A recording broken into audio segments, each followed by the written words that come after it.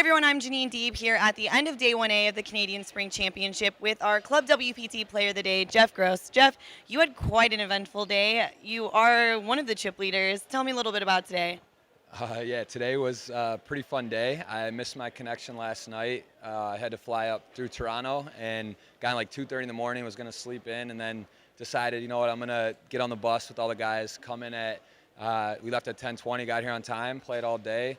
Pretty slow for a while, and then actually Jonathan Roy, who won this event, he was on my direct right, which was nice to have position on him, but I was like, you know, it's kind of needling me a little that here's a guy that, you know, edged me out last time here, and I had a little justice, got aces, and got it in. I don't know what he had. I think he had kings or queens, but, you know, we got it all in. He mucked the river. I shoved the river, and that put me up to 60. So that felt great guy, but, you know, that felt good. That was nice to get. And then from there, I chipped up a little. I got quad kings. I heard it was over a boat or flush. Yeah, guy raised. I 3-bet out of the small blind.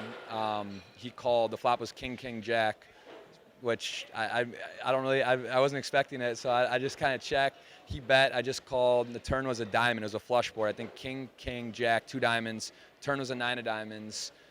So I checked, praying he had a flush. I mean, he seemed to like his hand.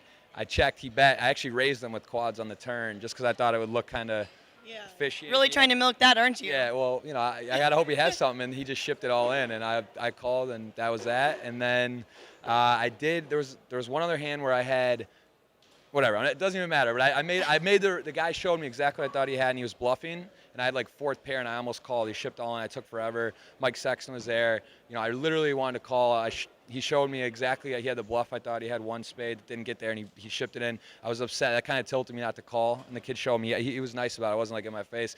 And then I made the big hand of the day was the 9s. And a guy 2-outer. Yeah, a guy just got moved to the table. He looked pretty aggressive, and you know, a guy opened. He 3-bet. I 4-bet on the button, and it looked bluffy all around. And then he 5-bet me, and I didn't know what to do at 9, so I called, thinking if he has like ace king, ace queen, he might jam on like a bat. I said if it's a good board, I'm going to go with it, and it was like jack high, and he just shoved all in, and I didn't make the right read there, I guess, but I went with what I thought was right, and he had king. And you got there. Hit a 9 on the river, and yeah, it felt like my day. I mean, I love Montreal. I've had a good time here. We just went actually with the 1-drop down to El Salvador and Honduras. I went with Antonio and Phil, and they're actually based out of Montreal. So I feel like I got a good energy karma thing going, and that was fun, and just got back from there, and excited to be here again. And it feels like deja vu with this many chips at the end of day 1. Especially starting the day with Wah, and you're right. Yeah, no, that was funny. I thought it was like set up. They had a banner for me. Yeah, and I know that was in the foreground. My table. I was wondering if they